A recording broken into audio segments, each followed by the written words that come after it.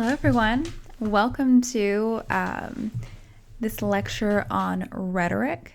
Whether this is your first time hearing about the magic of rhetoric or if it's a review for you, I think that going through some of the basics will be super helpful as we begin our course together online. So first of all, what is rhetoric? We hear the term often, I think, in media. And if we were together in class, I would be asking, us to talk about where we've heard it. But for the sake of this not feeling like Dora the Explorer, I'll go ahead and just say that normally I hear student responses in terms of hearing rhetorical question said.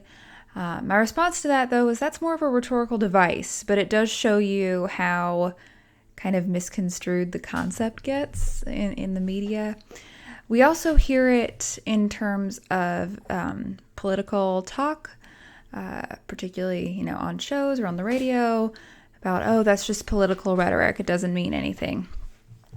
Well, in a sense, I guess they're kind of getting at the heart of what it is. So definitionally, there are a few different definitions, but these are my top two favorites. Arts of persuasion. That's number one. Super simple way to think about rhetoric. Arts of persuasion. 3 words. The more in-depth definition, which is my favorite, invites us to think about it in a wider kind of context. The practice, art, and study of using symbols to influence or invite behaviors or beliefs.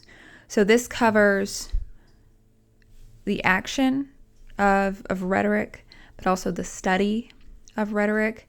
Symbols could mean text, like words, but also images, video, any kind of multimodal forms of communication. Multimodal just meaning more than one form. So text and images, sound, any form of communication as such. To influence or invite behaviors or beliefs. So not necessarily forcing, but suggesting, right? It's even, I think this definition is even kind of rhetorically appropriate as it presents the different ways to consider persuasion, right? So those are my top 2 definitions and ones that I think will be helpful to you as we move forward when considering summarizing texts or even just understanding texts. Those are 2 definitions to keep in mind. So when we think about rhetoric, we always want to go back to Aristotle's Appeals. You've probably heard these before, maybe in other English classes or in a logic class, but I want to go over them and talk to you about them in a little bit more detail. Often you're asked to just memorize the appeals, but we don't necessarily put them into practice. But we're going to do that in coursework with me. So basic appeals, I'm going to give you 4. There are so many more things going on with rhetoric, but these are the basic ones to know. Ethos, that's credibility. Whatever the speaker or writer brings to the subject they're communicating about. And yes, we could be looking for actual credibility, if a person has degrees, right? That's kind of automatic credibility. If they have a PhD, if they have a master's degree or something that proves that they're experts in their field. However, credibility can also just refer to a person's popularity. Socially, we're highly affected by celebrity endorsements, by athlete endorsements, anything like that also kind of speaks to ethos or credibility. That's something to keep in mind. As much as we want everyone to be highly credible, maybe with a top degree or top experience, we're also definitely affected by celebrity. The second one I want to talk to you about is pathos, or appeal to emotion. So oftentimes people think this one is pretty easy. If they read something or see an image that makes them feel any kind of feelings any certain way, then that's automatically an appeal to pathos, right? An appeal to emotion. we are highly affected emotionally. The average person is, I suppose, in terms of decision making and interest. So pathos is a big one that I think you'll see often. In order for a writer or a creator to make a connection with the audience. My little dork out moment, though, to talk about pathos in a different way. Originally, back in Aristotle's time, so long ago, the original thought about pathos wasn't just, okay, does something make you happy, sad, angry, list the basic emotions. It had to do with mood. What was the mood of the room when a speaker walked in or started communicating? Because these appeals were thought through in a time of oral or oral communication. So how did the audience feel? Like, what was that shift in mood? So it kind of, when you read about it in depth, kind of at the graduate level, it sounds super kind of, ghostly and strange and not super academic, because it really is just looking at kind of like a emotional shift of a space. But I think that's super interesting to kind of think through, what is our mood shift? Even how I'm talking to you now, if I started talking like this and just read from the slides, what kind of mood would that put you in? Versus when I'm kind of at least pretending to look at you through the camera and getting really into what I'm talking about, does that change your mood? Or is it at least different from just hearing me read off slides? It's something to consider. That's pathos. Third thing, logos, appeal to reason or logic. When we're thinking about logos, we're really thinking about numbers. Okay, what proof in terms of studies, any kind of percentages, things like that, kind of keys us in that a creator is attempting to make a logical appeal. That, it seems like a basic one, but there are complexities to that as well, which I'll kind of touch on in just a moment. Finally, kairos. Often students haven't heard this one before because it's not part of the original three that's discussed. But kairos has to do with the opportune time or moment that something is published or created or put into any kind of context. So also refers to the season of something, what's going on at the time that something was said or published or came out. So the relevance of kind of the cultural context around it is what we're looking at with kairos. Okay. Cool. Why study rhetoric? I always want to think about these things when introducing or kind of going over rhetoric again, because it's the way that I prove that it's important stuff to talk about. It's not just list the appeals and move forward, but it's asking us to really think about how we communicate and how we're communicated to. So the 4 things that I want to draw your attention to are as follows, with some explanation from me. The first thing is how to decode and encode acts of communication is a reason why we study rhetoric. So how do we create effective communication, and then how do we break apart and understand what's being communicated to us? The second thing, sensitivity to the forces of communication that shape our world. So being aware, understanding that the political slant or bias in the certain news that we watch is going to affect how we view the world. It's going to affect how others view the world. And being aware of that and understanding that how things are communicated affect the choices that we make, affect what we are afraid of and what we're not afraid of, all based on those forces of communication. Thirdly, being sensitive to the operations and consequences of communication.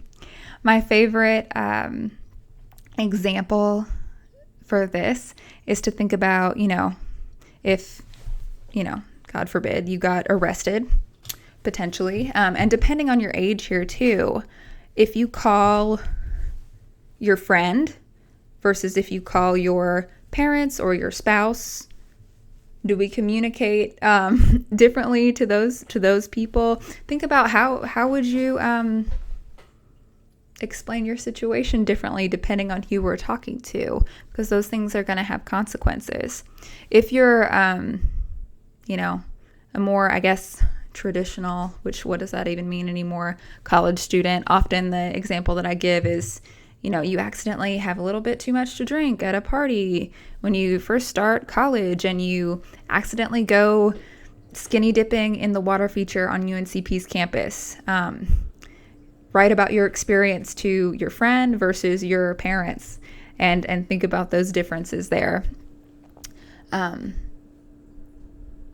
yeah, anyway, no one should do that, especially during Corona or during COVID-19. Just a heads up, that's not what I'm advocating. Not a real life experience you need to have, just one in your head.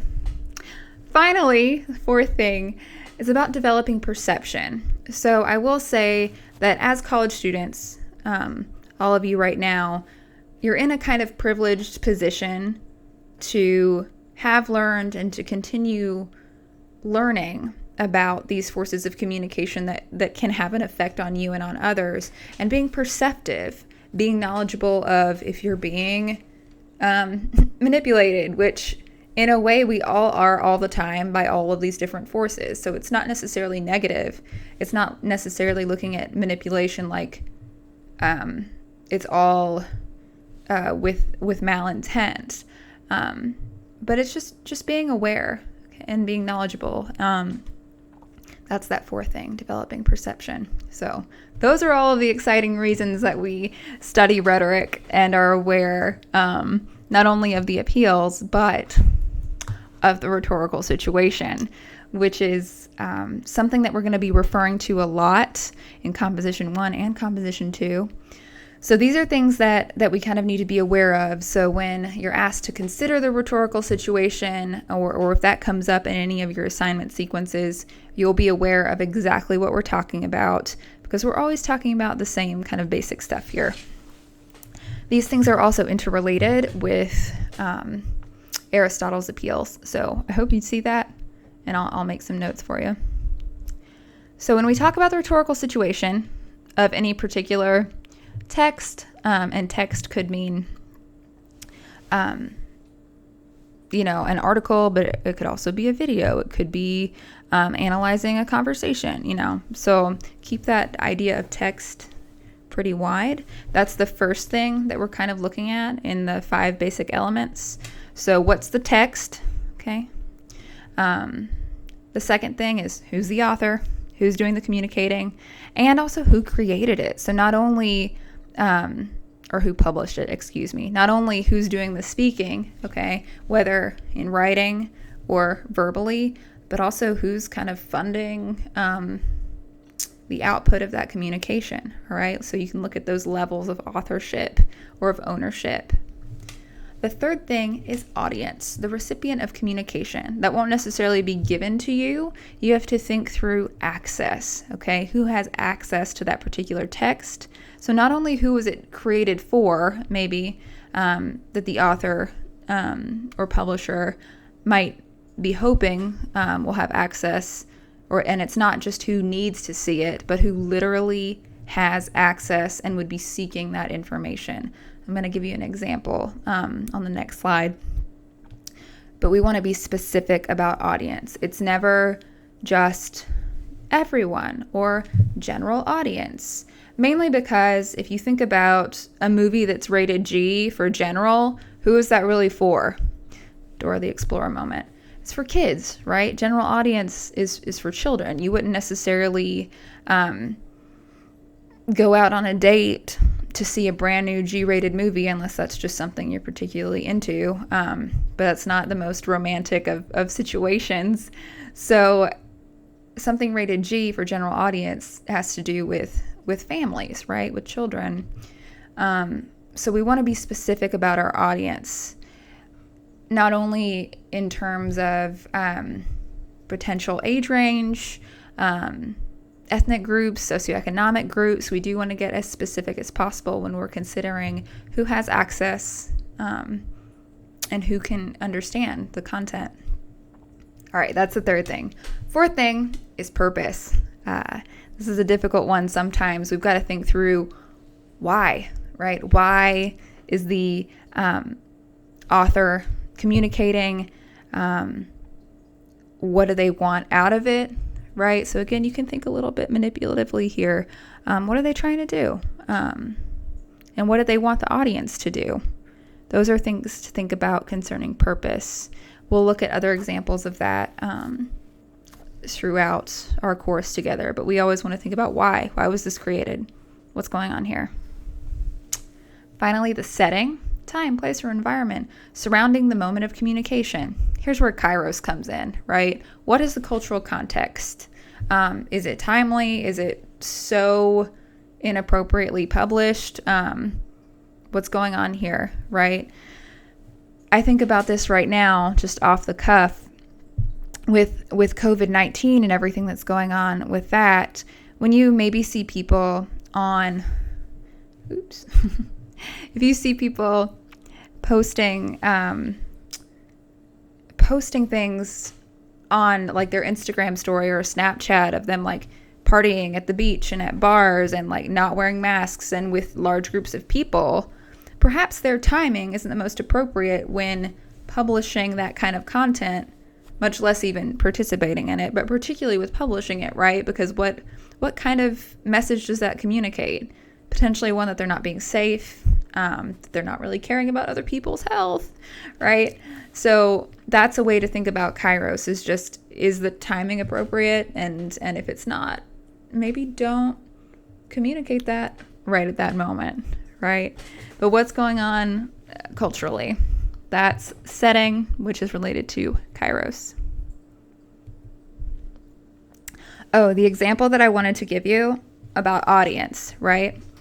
It has to do with Beyonce's album Lemonade. So I don't know how many of you are familiar with this. Forgive me if this is like just me dorking out on my own interests, but this is something that has really stuck with me and it bothers me. So here we go. A note on audience. You could talk all day long about how Beyonce's album Lemonade was created to empower Black women, women of color, right? And when you watch the images, of course, you assume that, someone may, an audience member may assume that was Beyonce's intention, right? But the intentional audience from the creator is not necessarily the actual audience. I always ask students when we're in class together, what format, or it's not format, what's the word? What particular way was Beyonce's Lemonade released, right? Who had access to it? Well, it was originally released on Tidal, right? And Tidal is a service you have to pay for. It was also released on HBO, which is a service you have to pay for. So it was not released en masse openly. The only people that could view it for at least several months, if not a full year, before it was available in other ways, were people that paid for those services. And when you look at the statistics of who pays for those services, it was white women. It was people like me that had access. So if we think about the audience that maybe Beyonce or Beyonce's publishers had in mind versus who was actually having access to the content, something weird's going on there. So that's an interesting discussion to have, is like, well, who is it really for if the only people that could see it were not the people that you necessarily intended it to be for? So just a thought. So I want to go through a couple of examples here for you to look at which appeal these particular advertisements are speaking to most. So what we have here, as you can see, are some pretty famous people. When I ask students about this, some people know who they are without reading the signatures. Others don't, right? But we have J. Cole, we have Missy Elliott, and we have Tupac. So when we think about what what appeal is going on here to sell Sprite, right? We have an appeal to ethos or credibility. Basically, what Sprite is trying to do is say, well, here are 3 famous people. They drink Sprite, so you should also drink Sprite. That's the argument that's being made with that appeal to credibility or ethos, right? They're famous.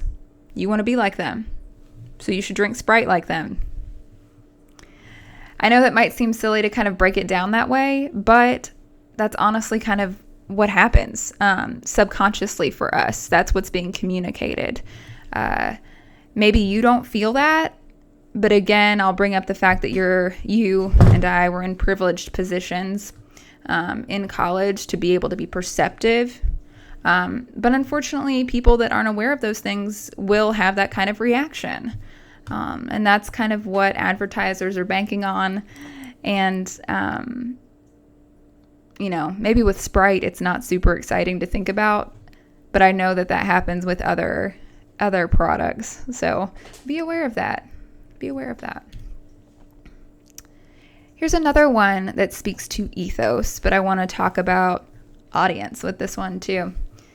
So here we have Oprah, right? Famous Oprah says, I'm ready, or you come join me with Weight Watchers. But I asked students like, okay, well, are you convinced to go join Oprah on Weight Watchers? Probably, like, it's going to depend on your age range, right? And if you're super into Oprah, or if you're in need of some kind of support with weight, right?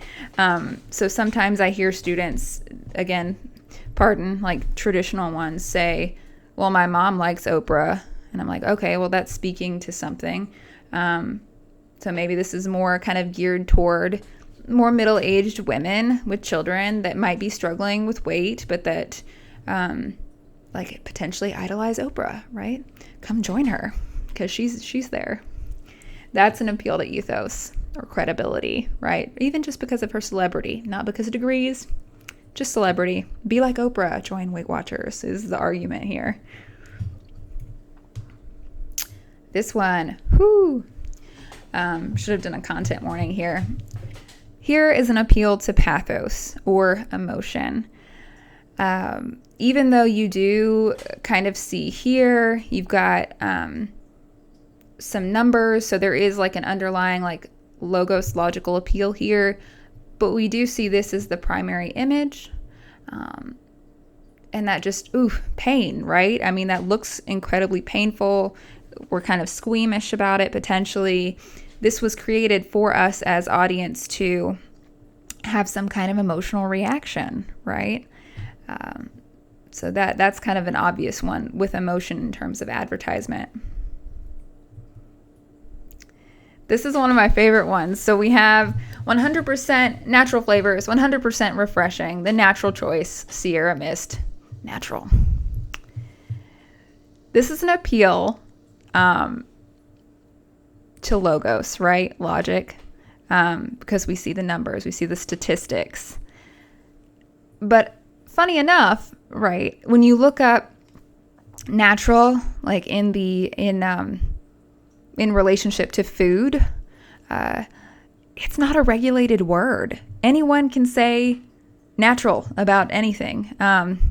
Because honestly, this is from, I think this is a quote from Bones, like cat pee could be a natural flavor, right? So that's pretty funny to me to think about.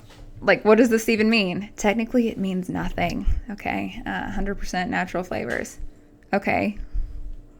But still, the way that it's set up, an appeal using logic, they're trying to say like, hey, this soda, of course, 100% natural flavors. So obviously it's healthier for you than other sodas, right? It's the natural choice. It doesn't mean anything. But they try to get you there with that logical appeal. Like logically, this is the natural choice, so it's better for you.